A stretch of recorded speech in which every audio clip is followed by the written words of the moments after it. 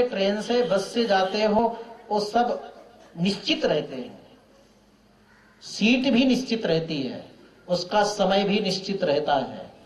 आप चलते हो तो कई जोड़ी कपड़े रखते हो, रास्ते के लिए अल्पाहार स्वल्पाहार रखते हो, जहां जाते हो वहां भी आपका कमरा बुक हो जाता है। छोटी सी यात्रा की इतनी लंबी तैयारी करते हो, जबकि यहाँ इतनी सारी सुविधाएं हैं, और एक दिन महायात्रा करनी है, लंबी यात्रा करनी है।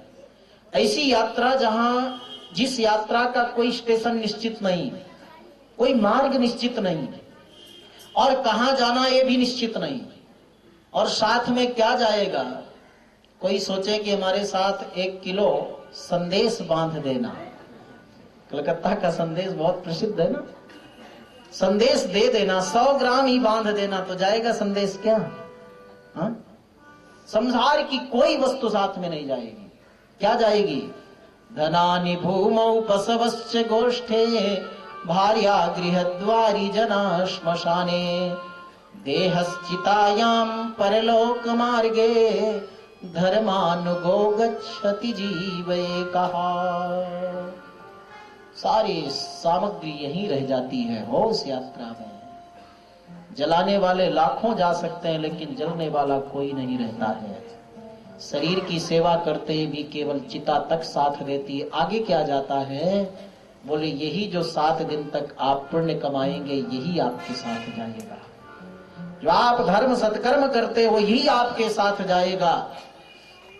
इसलिए आप जब भी यहाँ मंडप में आओगे, आज 1 दिन बीत गया, 6 दिन और बचे, तो आप यहाँ जब अंदर आओगे तो आप युक्त रहोगे, भगवान के साथ जुड़े रहोगे, आप योगी रहोगे। उस समय आपका जीवन योगी का जीवन रहेगा। भगवान की ओर आपका प्रवाह रहेगा, आपकी दृष्टि, आपके कान, आपकी जीवा, आपका चित्त, आपका अंतःकरण, आपका मन, आपकी आत्मा का प्रवाह किधर है? भगवान की तरफ। जब आपका प्रवाह प्रभु की तरफ है तो आप भगवान से जुड़े हो, आप योगी हो। और जैसे भी कथा के बाद अनुभव कर लीजिए, बाहर जाओगे तो ये थाका है माका है, थाका माका शुरू हो जाएगा, तो संसार का चिंतन करने लगेंगे तो संसारी बन जाएंगे। सुखदेव जी महाराज कहते हैं परीक्षित से, हे राजन, अपनी उस महायात्रा के लिए जीवन में कुछ करना चाहिए। श्रोतव्यम अथो जप्यम, क्या श्रवण क्या मनन करना चाहिए, उसके बारे में भी परीक्षित जी को बताते हैं। और कहा, बरीयाने शते प्रश्नः कृतम लोकहितम नृप। तुमने बड़ा सुंदर प्रश्न किया है परीक्षित। प्रायः संसार में लोग देखते हुए भी देख नहीं पाते, सुनते हुए भी सुन नहीं पाते। प्रातः काल होता है तो सूर्योदय देखकर लोग प्रसन्न होते हैं और अपनी लिस्ट बनाते हैं कि आज मुझे ये काम करना, ये काम करना, ये काम करना। लेकिन उस लिस्ट में एक पंक्ति, एक अक्षर नहीं रहता कि 10 मिनट हमें ध्यान करना है, भजन करना है, प्रभु को याद करना है। अपनी उस लंबी लिस्ट में कोई नाम नहीं। यही तो जीव की बहुत बड़ी भूल है। सायंकाल होता है तो व्यक्ति प्रसन्न होता है कि चलो भोजन करेंगे, सोएंगे। सूर्योदय के समय प्रसन्नता की हम अपना काम करेंगे, सूर्यास्त के समय प्रसन्नता की हम सोएंगे। लेकिन कभी व्यक्ति ये नहीं सोचता कि हमारी आयु के 12 घंटे आज व्यर्थ चले गए, हमने 12 बार भी भगवान को याद नहीं किया। ये सोचकर कभी व्यक्ति दुखी नहीं होता। यही तो बड़ा आश्चर्य है परीक्षित। देखो, जीवन का सबसे बड़ा लाभ मैं बताता हूं परीक्षित।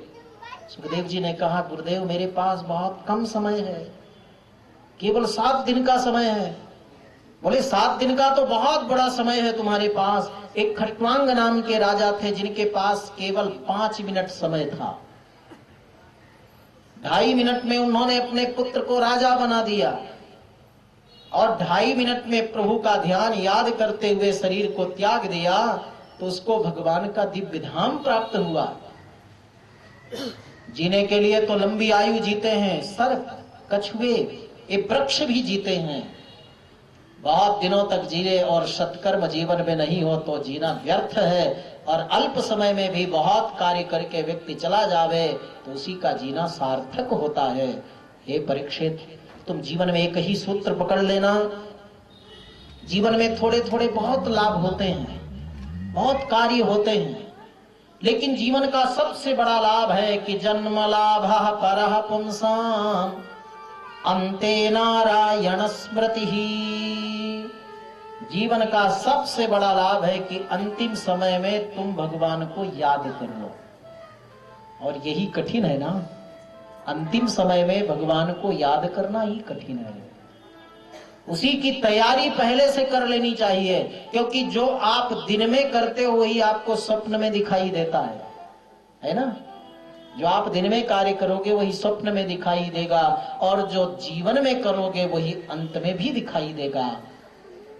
एक बार एक सज्जन थे, कभी कथा में आते नहीं, पत्नी बहुत मनमार करके ले आई और कथा के पास मंडप में बैठा दिया। अब उनके दुकान थी कपड़े की, अब बैठे तो कथा मंडप में, लेकिन उनको नींद आ गई। स्वप्न देखने लगे कि मैं दुकान में बैठा हूं, कोई कपड़ा लेने वाला ग्राहक आ गया। तब वहां कपड़ा तो है नहीं, कपड़ा खोजने लगे, पंडित जी का कपड़ा लटक रहा था, उसी को पकड़ा और मारा, चर्र से काटा। पंडित जी चौंके, बोले क्या कर रहे हो? भगत जी ने कहा, महाराज क्षमा करना, मैं स्वप्न देख रहा था, मेरी दुकान में कोई ग्राहक आ गया, कपड़ा दे रहा था, नया कपड़ा ला दूंगा। बोले नया तो ला दोगे, लेकिन सत्संग में भी कपड़ा ऐसा करोगे तो फिर भजन कब करोगे? तो कहने का मतलब जो जीवन में हम करते हैं ना, वही अंत समय में भी याद आती है। आज के संक्षिप्त उपदेश में परीक्षित जी को सुखदेव जी ने बताया कि जन्म लाभा परः पुंसाम अन्ते नारायण स्मृति ही। हमारे जीवन का सबसे बड़ा लाभ, सबसे बड़ी कमाई होगी कि हम प्रभु को अंतिम में याद कर लें, और ये तब संभव है जब प्रतिदिन हमारी माला चलती रहेगी। परीक्षित जी को बड़ी मन को शांति मिली, बड़ा धैर्य मिला, बहुत साहस मिला, बहुत शांति की अनुभूति हुई, क्योंकि परीक्षित श्री सुखदेव जी में जैसे सदगुरुदेव मिल गए ना।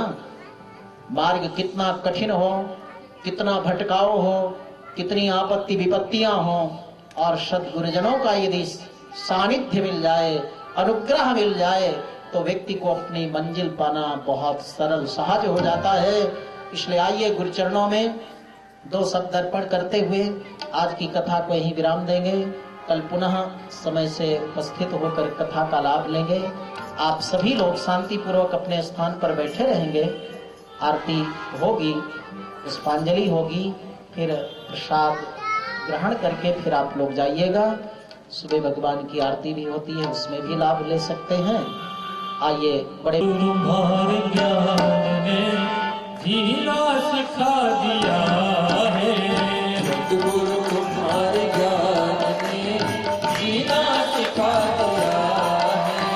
ईश्वर तुम्हारे प्यार दे जीना सिखा दिया है, ईश्वर तुम्हारे प्यार दे जीना सिखा दिया। हमको तुम्हारे प्यार हमको तुम्हारा इंसान बना दिया है, तो तुम्हारे प्यार ने इंसान बना दिया है। जीना सिखा दिया है गुरुवर, जीना सिखा दिया है, जीना सिखा दिया है गुरुवर, जीना सिखा दिया है। सद्गुरु तुम्हारे ज्ञान ने